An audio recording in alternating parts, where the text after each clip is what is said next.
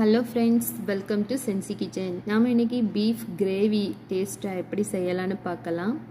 வீடியோக்குள்ளே போகிறதுக்கு முன்னாடி என்னோடய சேனலை சப்ஸ்கிரைப் பண்ணிக்கோங்க, பக்கத்தில் இருக்கிற பெல் பட்டனை கிளிக் பண்ணிக்கோங்க.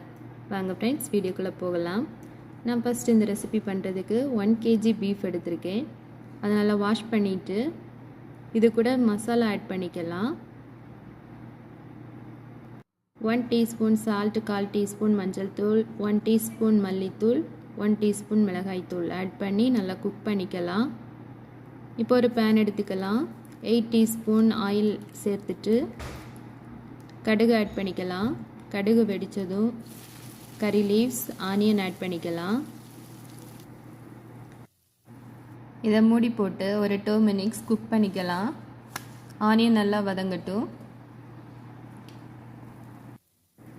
இப்போது ஆனியன் நல்லா வதங்கிடுச்சு. இது கூடவே தக்காளி ஆட் பண்ணிக்கலாம்.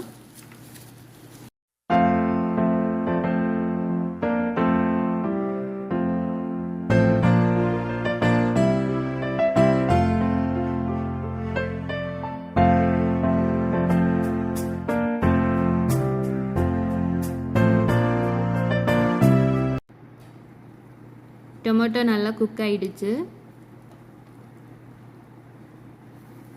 இது கூடவே இஞ்சி பூண்டு பேஸ்ட் ஆட் பண்ணிக்கலாம்.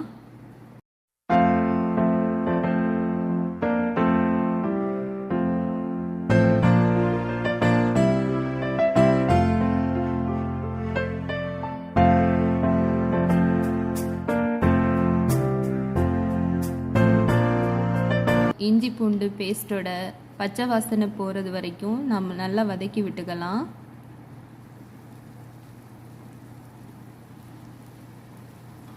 இது கூடவே நீ மசாலா ஆட் பண்ணிக்கலாம்.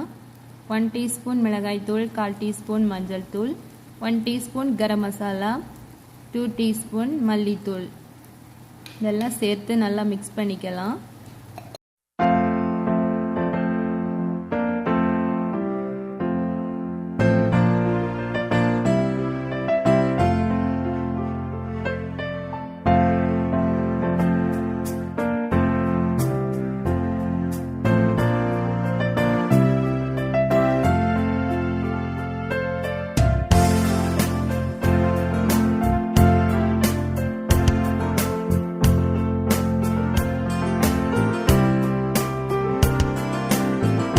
இந்த மசாலா நல்லா குக் ஆனால் தான் நம்ம கிரேவிக்கு நல்ல திக்னஸ் கிடைக்கும். இப்போ நம்ம பீஃபும் ரெடி ஆகிடுச்சு, நல்லா குக் ஆகிடுச்சு. அகைன் கொஞ்சமாக வாட்டர் ஆட் பண்ணிக்கலாம். வாட்டர் ஆட் பண்ணிவிட்டு மீண்டும் நல்லா மிக்ஸ் பண்ணிக்கலாம்.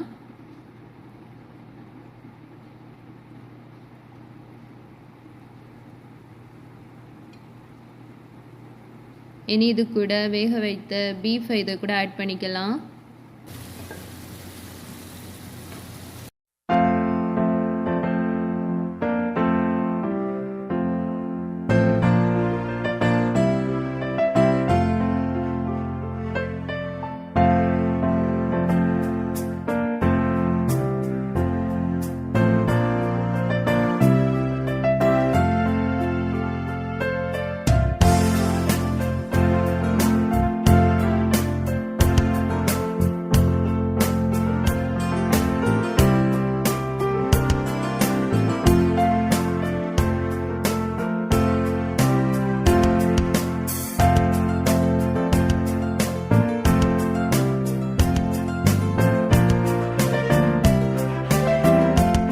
இந்த டைமில் சால்ட்டு செக் பண்ணிவிட்டு ஆட் பண்ணிக்கலாம்.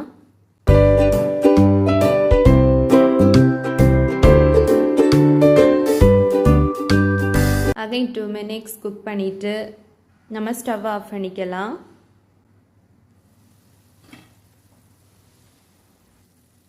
இப்போது சூப்பராக நம்ம பீஃப் கிரேவி ரெடி ஆகிடுச்சு ஃப்ரெண்ட்ஸ்.